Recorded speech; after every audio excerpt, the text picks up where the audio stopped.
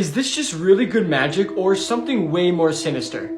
Okay, so the video I'm about to show you might be the best magic trick ever, or something way more sinister.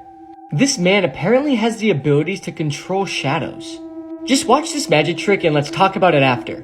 Can you see the shadow? The shadow of your hands, of my hands, can you see the shadow? Okay, when I say 1, 2, 3, take your hands away. 1, 2, 3.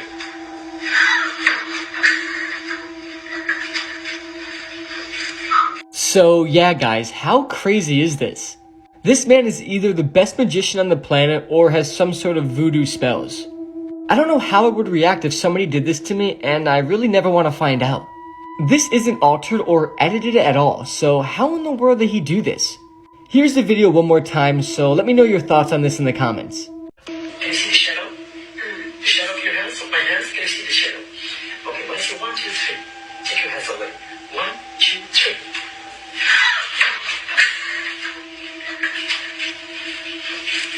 I took someone's life because I was obsessed with true crime stories. My name is Young-Yu Jung, and I'm a 23-year-old Korean woman. Like many people, I'm passionate about true crime and horror films, but one day I decided to take action. I became obsessed with the idea of killing someone. I began to devise a plan to find the perfect victim. So I signed up to a tutoring app pretending to be my mother. I scanned over 50 profiles on the app to find a young woman of 26 who taught English. She lived alone and tutored from home, which unfortunately made her the perfect victim for me. I dressed up as a student and went to her house after we agreed to meet. As soon as I entered her house, I stabbed her over 100 times until she died. Afterwards, I stuffed her body into suitcases and threw them into a river. I thought I'd committed the perfect crime, but it wasn't so. I was recorded by the security cameras with traces of blood entering and leaving her house on several occasions. What's more, the cab driver noticed these bloodstains, and after dropping me off, he contacted the police. Thanks to this, they managed to catch me. I'm currently in prison, and my case will be reviewed in 20 years. Do you think I deserve another chance? This is an incredibly disturbing true crime update from New York. A 1-year-old child has been killed, and 3 other children remain in hospital after substance paraphernalia was found at a nursery in the Bronx. The New York Police Department received a call on the 15th of September regarding 3 unconscious children. 4 children that were in the care of the staff at the Divino Nino daycare appeared to have come into contact with a substance that led to hospitalization of 3 of the children. We know that disturbingly 1 child was dead on arrival, and the cause of death is believed to be a direct result of the interaction with the substance. Police stated all 3 children were unresponsive and demonstrating symptoms of O exposure. A life-saving substance was administered to all 3 of these children in an attempt to save their lives. The children in hospital are thought to be an 8-month-old girl, a 1-year-old boy and a 2-year-old boy. Following the 911 call, the police inspected the nursery. Disturbingly, they found a kilo press. Now, if you aren't aware, this is an item that is commonly used by substance dealers when packing large quantities of substances. This man stabbed his mum to death over Avril Lavigne tickets. In March 2008, 39-year-old Robert Lyons was living in Chicago. He'd been living with his mother for about a year, 61-year-old Linda Bolek. The pair had apparently not been getting on very well at all and had several arguments in the lead up to the fateful day. On the 14th of March, Robert saw that there were tickets going for an Avril Lavigne concert. He was so desperate to go that he would kill for these tickets. His mum actually refused to buy Robert the tickets, and in a rage, Robert hit her over the head with a bottle of champagne. He then stabbed her 9 times. The attack was actually so brutal that he ended up breaking the weapon. Not content with savagely killing his mother, he then poured household cleaner all over her before leaving the house. He then casually went to a bookshop, bought a book, and drove round for a few hours. Authorities ended up hunting him down and finding him at a local Hooters bar. Robert's defense in court was that he suffered with mental illness. He was diagnosed with bipolar disorder and was apparently not taking his medication at the time of the killing. He was eventually sentenced to 40 years in prison for this absolutely hideous crime. Are all professional sports rigged? Watch this video and let me know what you think. I was like, listen, the closeout game is the hardest game in your life. And they be like, why? and I can't say. I can't say, but I'm like, no, fam, listen, like, this is the hardest game you'll ever play in your life. Shit, nah, I'll tell it. Like, go ahead. You gotta be the vehicle. The vehicle. You gotta be the vehicle. No, it's real though. No, I remember we were about to play Game 7, 2012. So we were about to play the Celtics or whatever. Game 7. So I'm hyped as hell. I'm like, yeah, bro, we got a Game 7. Like, who out the damn? Like, this gonna be lit. So Elden's like, you know we gonna have to win by 15 just to win by 1. So I'm like, what you mean? He's like, bro, this is the NBA, it's entertainment. Like, LeBron is and the Heat are waiting. Would you rather watch the Celtics or the Sixers play the Heat? I'm gonna be honest with you. I'm on the team. I wouldn't even watch the Sixers play the Heat type shit. Like, so we get in this game. You know how much money the NBA is gonna lose? Like this, you know, type shit. I'm like, I guess like a decent amount. It's like, would you watch that game next week if it was the Heat versus the Sixers? I'm like, nah. It's like, okay then. So like, that's why I'm telling you, take M's and M's from this. I'm like, what? He's like, millions of memories. Because this is entertainment. Damn, that's a bar.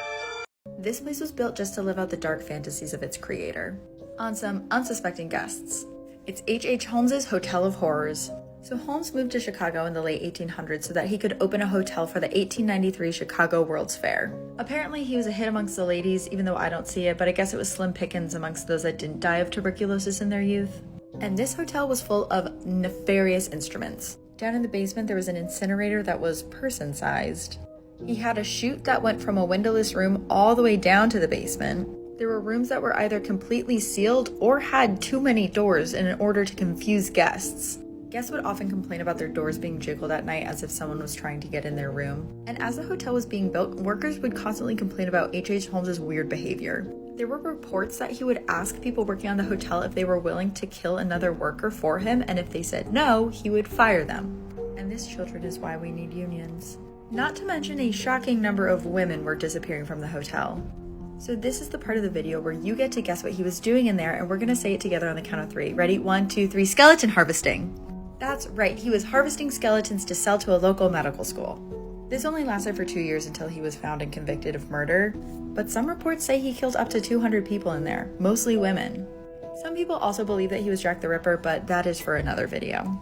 Anyways, we're going to talk about more scary homes later. Bye! I pretended to be the perfect mom on TikTok, but ended up killing my 3-year-old daughter.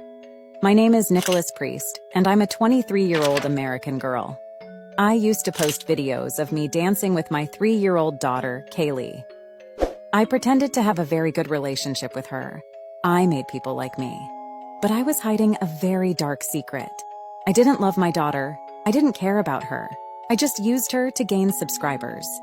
When the camera was off, I beat her brutally every day and didn't even look at her. She was a burden to me.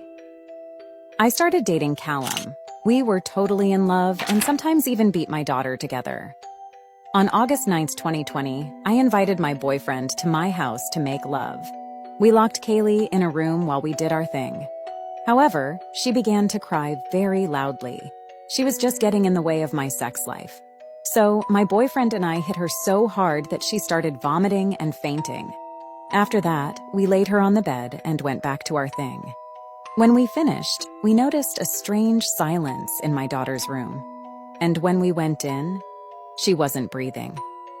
We called the ambulance, but it was too late. The autopsy revealed that Kaylee had broken ribs beforehand. It was also revealed that her death had not been instantaneous, but that she had been suffering for hours. My boyfriend was sentenced to 14 years and I to 15 for involuntary manslaughter. Do you think this is a fair sentence? This is 21-year-old Daniel Abed Khalif. Daniel was a serving soldier in the British Army working as a computer network engineer for the Royal Corps of Signals. However, earlier this year, Daniel was charged with terror offences after placing 3 canisters with wires at an RAF base in Stafford with the intention of inducing the belief that the canisters could explode or ignite. He's also accused of eliciting information that could be useful to a terrorist. He was arrested earlier this year after an investigation by Scotland Yard's Counter-Terrorism Command, and he was being held at HMP Wandsworth in southwest London. But yesterday, on Wednesday 6th of September, he managed to escape. He was working as a chef in the prison's kitchen and he managed to cling on to the bottom of a delivery van and be transported out of the prison grounds and into London. Police have absolutely no idea where Daniel is right now. Airports and ferry ports are now on high alert and police are asking the public not to approach Daniel if he's spotted, but to dial 999 immediately. He was wearing a white chef's shirt, red checked trousers, and brown steel toe cap boots, although it's possible he may have changed into something else and it's unclear whether he had help. Doubts are now being raised about the security at Wandsworth Prison and why Daniel was being held there in the first place, with it being a Category B prison. Terror suspects are usually held at Category A prisons such as Belmarsh. I'll be keeping an eye out for the live updates and let's all hope that he's found soon. Just as this young mother was escaping from her abusive partner, the unthinkable happened. This case is the perfect example of why people are so afraid to leave abusive partners. 19-year-old Amelia Arnold was a devoted mother. She lived in Stevenage and had been dating 22-year-old Jack Wall. Jack was reportedly abusive to her throughout the relationship and she'd actually sought help from a CBT therapist. Amelia confided in her therapist that the verbal and physical abuse started in August 2012. She reported how Jack had threatened to snap her neck as she slept. On one occasion, he threw a table and a pair of scissors at her. He had hit her around the head and kicked her, but she was too scared to report it to police. She was really frightened because he'd threatened to kill her if she told anybody, and she was right to be afraid. Her therapist was obviously concerned and signposted her to the Women's Resource Centre as well as referring her to Child Services. Amelia seemed to be really trying to get out of the relationship, and in September 2012 she reached out to the council. She requested their help in getting rehoused with her little girl away from Jack. On the 8th of November, however, Jack confronted Amelia and the pair got into an argument. He hit her around the head using a dumbbell-like object and then strangled her. Once she was dead, he took wires from his games console and tied her body up. He then called his uncle, 42-year-old Joseph Potter, who shockingly agreed to come and help him dispose of her body. He agreed to bury her with him in the local woods. Amelia's body was discovered in Hatfield in the local woodlands 3 days later. Jack would go on to admit manslaughter in court but claim he never meant to kill Amelia. The jury, though, saw straight through this story and found him guilty of murder. He was given life in prison with a minimum of 19 years and his uncle got just 2.5 years. When this girl vanished, it would be a decade before a random member of the public solved the mystery. It was September 2010 and Paige Johnson was just 17 years old. Paige was from Florence in Kentucky and had a 2-year-old daughter. For that reason, it was very out of character when she suddenly vanished. She was last seen on the 23rd of September driving round Covington. She had been with 22-year-old Jacob Bumpass. The last time Paige's family had seen her was actually the night of the 22nd. She'd asked her mum if she could go to her sister's apartment in Covington. Jacob claimed that he had dropped her off around 1 a.m. that morning not far from her sister's apartment. Initial searches were unsuccessful and there was no sign of Paige. It was like she'd vanished into thin air. Her case went cold and her family was understandably confused and heartbroken. Rumours were rife in the area about what may have happened to Paige and many pointed the finger at Jacob. He was rumoured to have been very uncooperative with police. However, it would be a whole decade before there was any news. On March the 22nd, 2020, a member of the public from Williamsburg was out hunting for deer antlers. Horrifically, he came across a human skull. His wife called police to report the finding and police headed over to inspect the scene. There, they also discovered a rib bone. Sadly, the remains were confirmed to be Paige. In July that same year, Jacob was finally arrested. He was charged with abuse of a corpse and tampering with evidence. Frustratingly, though, police didn't have enough evidence to charge him with homicide. Due to the state of the decomposition, there was no evidence of trauma and obviously just the small remains of a skeleton. That meant there was also no way to do any toxicology tests. They couldn't determine how she died and whether or not it was intentional. They could, however, prove that Jacob was guilty of leaving Paige's body in a wooded area, and they managed to track where both Paige and Jacob's phones had been that night. Jacob's phone pinged at around 4 a.m. on the night in question, just over a mile from where Paige's body was found. He was found guilty of the original charges and given just 4 years in prison.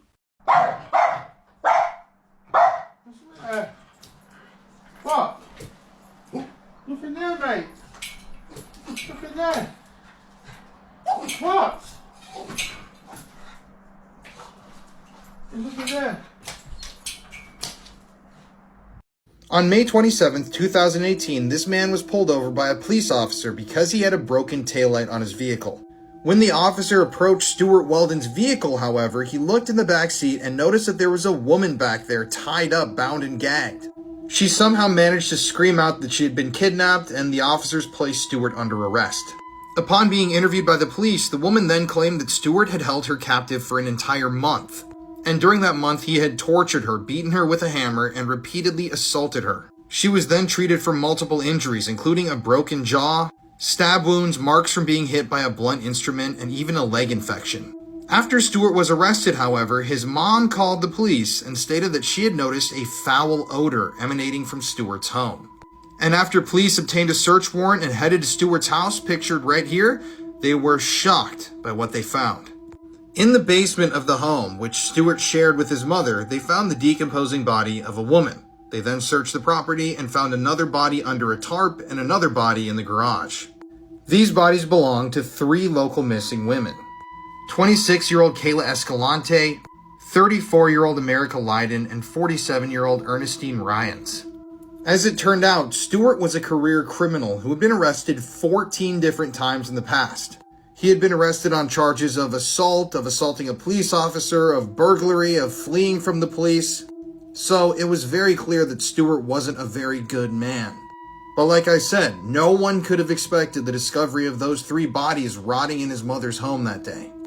As it turned out, Stuart had kidnapped these 3 women at different times, held them captive in his torture room in his basement, repeatedly assaulted them day after day for extended periods of time. Then when he had gotten sick of the women, he had murdered them and buried them there on the property.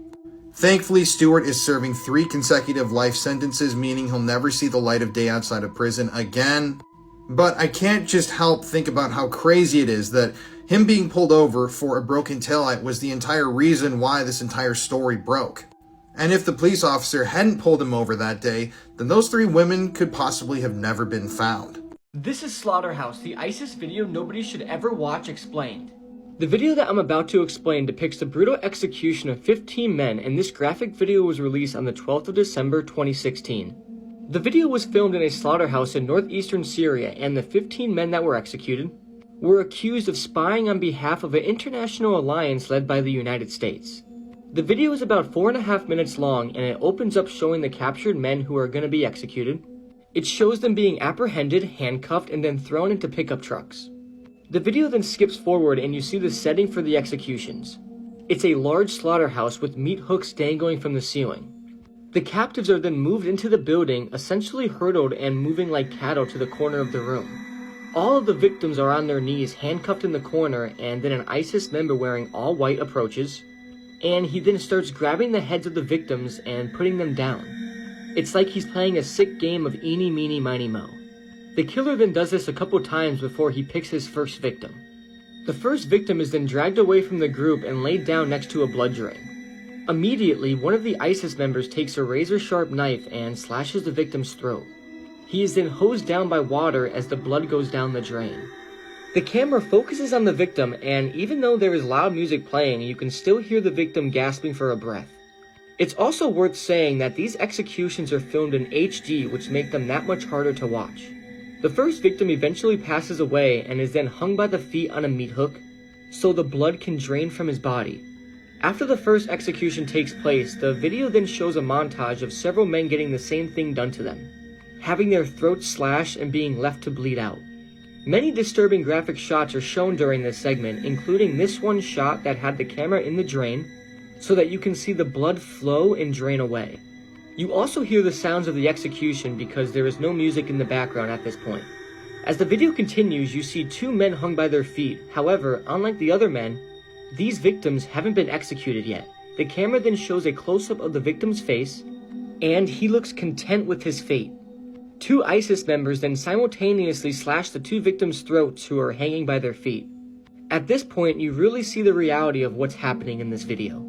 The slaughterhouse floors are completely covered in blood, and you see 14 bodies hung by their feet on meat hooks like animals. At this point, there is one victim remaining. The victim kneels beside the executioner with a knife, who reads a brief statement. The victim is crying and shaking as the reality of what's happening is settling in. Once the executioner finishes the statement, the final victim is laid on the floor and has his throat slit like the other 14 victims. But the final victim had a lot more struggle as his throat was being slashed. His legs were waving around in a last attempt to get away from the executioner. He then bleeds out and the final body is then dragged away in a cinematic nature. And this is where the video concludes. Just like all ISIS videos, the production and quality is extremely high level. They film these executions in a movie-type style, and nobody understands why ISIS makes the videos like this. But many people think it's to recruit new members. It's like they try to make these videos look appealing, which is just very strange. Never go looking for this video for obvious reasons, and this is just another example of how cruel our world actually is. It's crazy that human beings do these types of things to each other on a daily basis. It's absolutely sickening. This is the most disturbing cartel murder ever, and this is the trigger warning. Maria Fernanda Garcia Alvarez was a 16-year-old girl who was executed by some drug cartel members on suspicion of investigating against them. She was missing since July 15th, 2021, and a few months later, a gruesome video of her execution began circulating on gore sites and Reddit. The video is 2 minutes and 31 seconds long, and the setting looks like some sort of forest or some trail in the woods near a forest. When the video starts, Maria is on her knees with her hands tied behind her back. She is wearing jeans and a white blouse shirt. And the look on her face will keep you up at night. She is surrounded by at least 3 gang members, the cameraman, the one holding a gun against her head, and the other holding a pretty long knife against her throat. The opening 50 seconds is your usual cartel interrogation. The interrogation is translated to, interrogator demands her name. She replies, Maria Fernanda Garcia Alvarez. The interrogator then asked, who was the person who ordered you to infiltrate us? Maria replies, Fernando Mendoza. The interrogator then asked, who planned all the stuff you're doing? She says Fernando and Francisco. The interrogator then says, tell us the people who infiltrated us. Give us nicknames. She replies Oscar and then another name that can't be made out. Finally, he asked, who did you report to on everything we did? Maria said, Fernando Mendoza. The killer then ends the negotiation by saying, now you'll see why you don't want to play with us. As the video plays out, it is extremely hard to watch. Maria is panic breathing and on the verge of tears. Her killer then proceeds to cut into her throat while holding his hand over her mouth and bringing the knife back and forth like a saw. And while watching, you can instantly tell the knife isn't sharp enough to cut clean through a neck, which makes this 100 times worse for Maria. Maria is screaming and screaming while crying hysterically. The sound of this is horrific and will keep you up at night. Eventually, the knife gets through the skin and into her throat. And at this point, Maria's screams change pitch dramatically. She tries to struggle, but the other man holds her in place. Her screams get deeper as the killer continues to cut and cut and cut. For a split second, she manages to move her head, which frees the killer's hand from her mouth. She then lets out a desperately loud scream that you wish you've never heard. The killer then regains control and puts his hand back over her mouth and continues cutting. She is still screaming after a minute of having her throat cut. At this point, it seems like the killer is losing his composure, I would say, for Maria's screams, and then takes the tip of the knife and puts it into her throat and pushes it down with his palm, right into Maria's windpipe, and at this point, her screams change in pitch again. You almost hear the scream and air leave her throat. The killer then moves the knife side to side to try and make the wound bigger, and after all of this, Maria is still conscious. The killer then proceeds to stab Maria in the stomach a couple times, and seems desperate to get the job done. And it's extremely apparent that this is his first time doing anything like this. He then proceeds cutting her throat and stabs the knife again into her body. At this point, Maria's body then goes limp. The killer then looks at the camera and throws up the peace sign, and the video ends. This is truly one of the most sickening cases I've ever researched, and it's a shame stuff like this happens daily. I beg you to never go searching for this video because it's really sickening and sad, and it will honestly just ruin your day or might even ruin weeks of your life.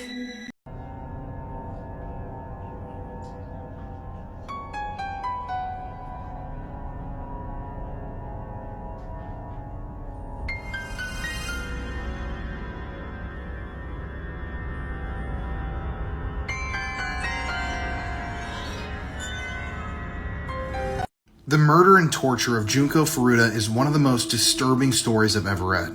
We're going to cover some extremely graphic details with this story in order to tell the full story, so please, viewer discretion is advised. So this is Junko Furuta. She was born on January 18th, 1971. And eventually she would be murdered at the age of 17 after being trapped in a virtual hell for 40 days. So in school, Junko was a very great student.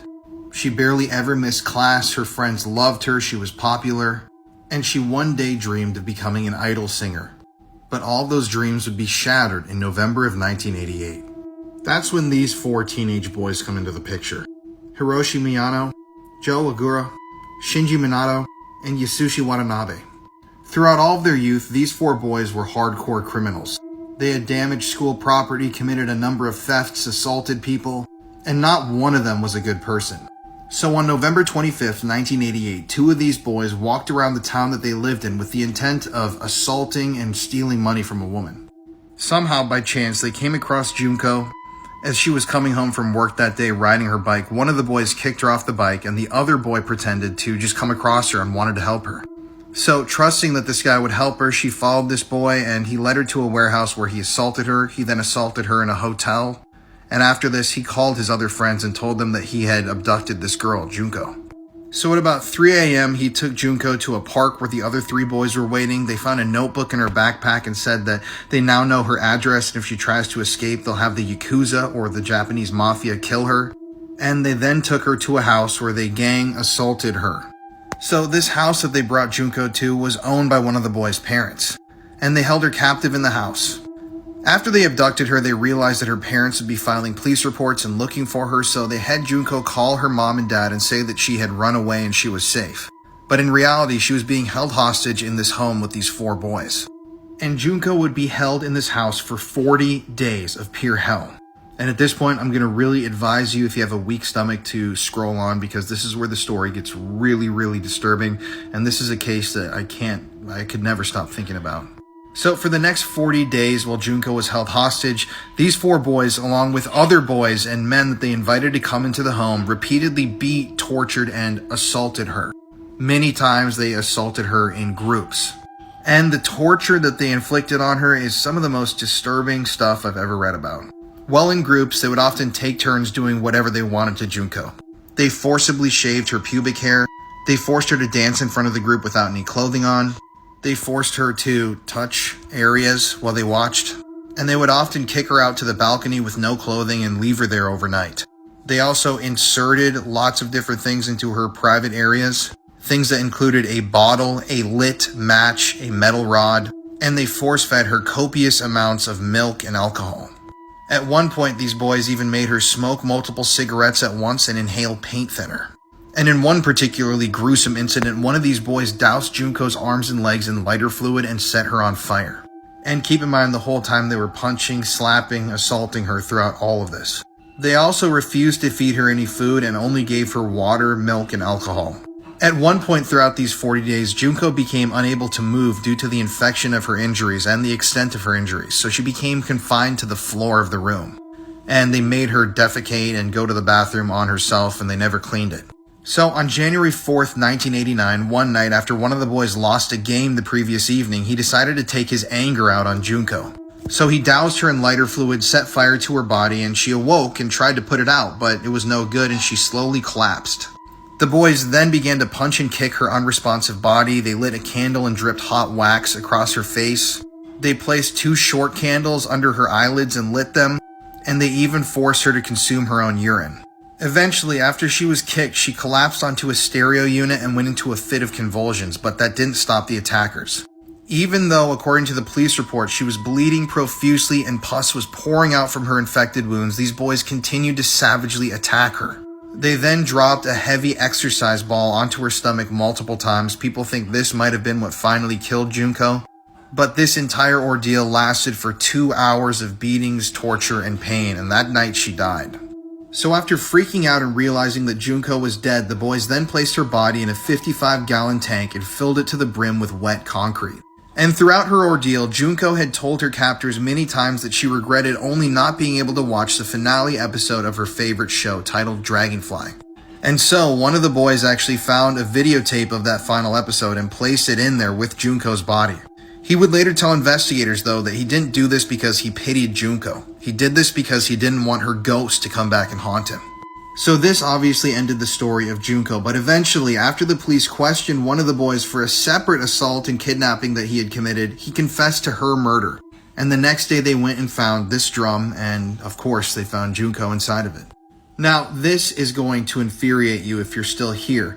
The longest sentence handed out to one of these boys was 20 years, and that was the longest sentence. And the other 3 boys got less than 10 years each for all of these horrific crimes. So all of them are out free in society right now. This is a story that continues to haunt the people in Japan, and if you're still here right now, I'm sure that you're going to be haunted by this story. There are details that I could not include in this TikTok because they were simply too graphic, but thanks for listening. And yeah, this story is one that disgusts me. I cannot believe that they didn't get these sentences that were higher. It's just hard to believe that this happened in real life and that human beings are capable of being this evil. It's just shocking.